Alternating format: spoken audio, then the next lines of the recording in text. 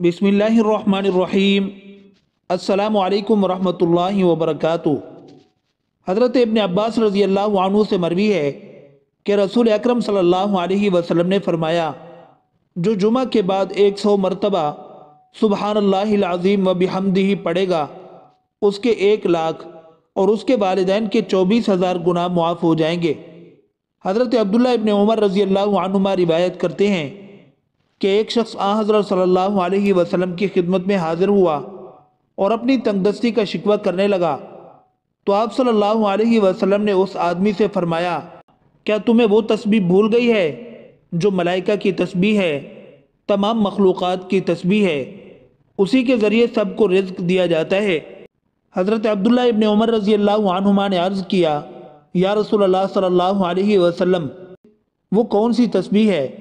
आप पहले टेक लगाकर तशरीफ़ फरमाते तो आप सीधे होकर बैठ गए और आपने फरमाया, ऐ इब्न उमर, सुबह सादिक के तुलू होने के बाद से लेकर नमाज फजर तक के दरमियान ये कलिमात सुबहानल्लाहि व बिहम्दिही सुबहानल्लाहिल अज़ीम अस्तगफिरुल्लाह 100 मरतबा पढ़ लो तो दुनिया तुम्हारे पास नाक रगड़ती हुई आएगी और अल्लाह ताला हर उस कलमा के बदले जो तुम कहोगे एक फरिश्ता पैदा फरमाएंगे जो क़यामत तक तस्बीह बयान करता रहेगा और उसका सवाब तुम्हें मिलेगा।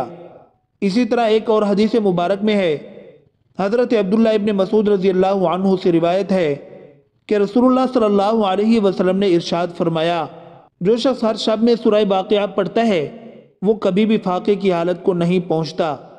हज़रत इब्न मसूद रज़ी अल्लाह अन्हु अपनी लड़कियों को हुक्म दिया करते थे कि वो हर शब में ये सूरत पढ़ा करें।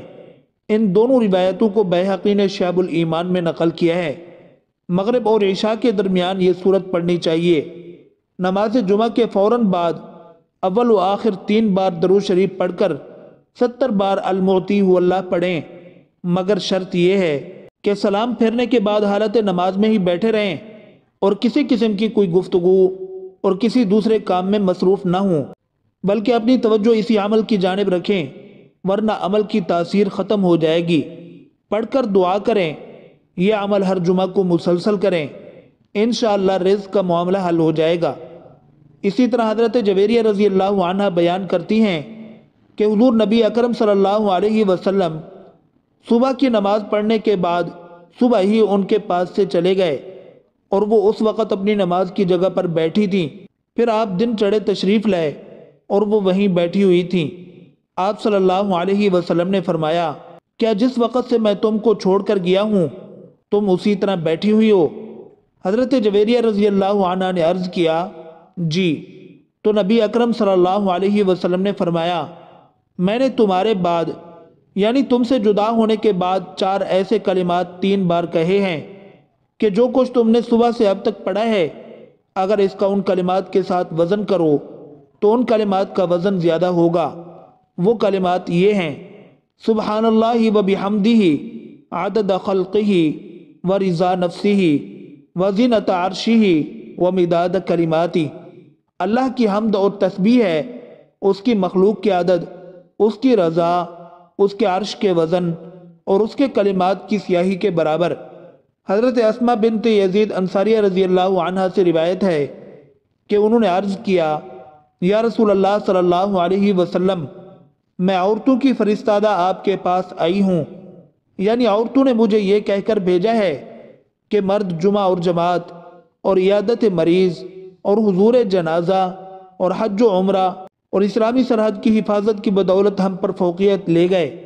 आप सल्लल्लाहु अलैहि वसल्लम ने फरमाया, तू वापस जा और औरतों को खबर कर दे कि तुम्हारा अपने शौहर के लिए बनाओ सिंगार करना या हक़ शौहरी अदा करना और शौहर की रजामंदी का लिहाज रखना और शौहर के मुआफिक मर्जी का इत्तिबा करना, ये सब उन आमाल के बराबर है। हज़रत अबू हुरैरा रज़ी अल्लाह अन्हु कहते हैं कि रसूलुल्लाह सल्लल्लाहु अलैहि वसल्लम ने फरमाया, जब जुमा का दिन आता है तो मस्जिद के हर दरवाजे पर फरिश्ते आने वाले को लिखते रहते हैं, जो पहले आए उसको पहले लिखते हैं, और जब इमाम खुतबा के लिए बैठ जाता है तो वो आमाल नामों को लपेट लेते हैं और आकर खुतबा सुनते हैं। जल्दी आने वाला उस शख्स की तरह है जो अल्लाह ताला की राह में एक ऊँट सदका करता है اس کے بعد آنے والا اس شخص کی طرح ہے جو ایک گائے صدقہ کرتا ہے، اس کے بعد والا اس شخص کی مثل ہے جو مینڈھا صدقہ کرے، پھر اس کی مثل ہے جو مرغی صدقہ کرے، پھر اس کی مثل ہے جو انڈا صدقہ کرے۔ امیر المومنین حضرت سیدنا علی ابن ابی طالب رضی اللہ عنہ سے روایت ہے کہ حضور نبی کریم صلی اللہ علیہ وسلم نے ارشاد فرمایا، جس شخص نے جمعہ والے دن سورۃ الکہف کی تلاوت کی تو وہ آئندہ جمعہ تک ہر طرح کے فتنے سے بچایا جاتا ہے، یہاں تک کہ اگر دجال بھی نکل آئے تو اس سے بھی محفوظ رہے گا۔ اسی طرح حدیث مبارکہ میں آتا ہے کہ جس شخص نے سورہ کہف کی پہلی 10 آیتیں حفظ کر لیں اور پابندی سے پڑھتا رہا وہ دجال کے فتنے سے بچا دیا جائے گا۔ اسی طرح آخری 10 آیتوں کے متعلق بھی روایت آتی ہے، اور اسی طرح ایک روایت میں یہ بھی آتا ہے کہ جو شخص سورہ کہف کی پہلی 3 آیتیں پڑھتا رہے گا وہ بھی دجال کے فتنے سے محفوظ رہے گا۔ جمعہ کے روز کثرت کے ساتھ حضور نبی کریم صلی اللہ علیہ وسلم کی ذات گرامی پر درود شریف پڑھنا چاہیے۔ آپ صلی اللہ علیہ وسلم نے ارشاد فرمایا، جمعہ کے دن کثرت کے ساتھ مجھ پر درود شریف پڑھا کرو۔ جو کوئی مجھ پر جمعہ کے دن درود شریف پڑھتا ہے میرے سامنے اس کا درود شریف پیش کیا جاتا ہے۔ درود شریف چاہے دن کو پڑھا جائے یا رات کو، ثواب برابر ہے۔